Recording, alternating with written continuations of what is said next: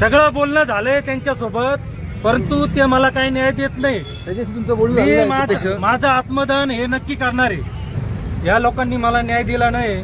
Republican employees फेडरेशनचे सगळेच लोक, आदरणीय कामगार उपायुक्त दोन्ही पण, माळी साहेब आणि बिरार साहेब यांच्यामुळं मी माझं आत्मदहन करतोय.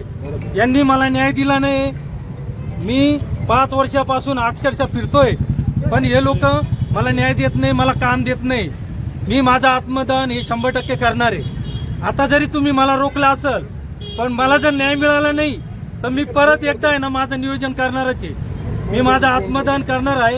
हेच इतकंच बोलतो मी. माझी मीटिंग लावून द्या त्यांच्याशी, मला बोलू द्या त्यांचे. कामगार मंत्री ज्या वेळेस बच्चू भाऊ कडू हे होते ना, तर त्यावेळेस या लोकांनी मला काम दिलं नाही. मला 2 बॉक्सचं काम मिळालं होतं. त्याचप्रमाणे मला 60 नोंदणी फॉर्म असं मिळालं होतं.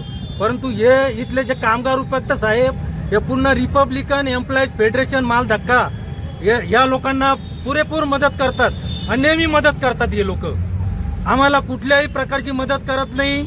वारंवार आम्ही त्यांना अनेक निवेदनं दिले, त्यांना मिटिंगा लावायला सांगितलं, परंतु ते ऐकायला तयार नाही. पूर्ण त्यांनाच मदत करतात हे लोक. त्याच्यामुळं मी माझं आत्मदहन करतोय. मी माझं जीवन संपवतोय, कारण मी कंटाळलेलो आहे. आता या लोकांनी मला खूप त्रास दिलाय, नाही का.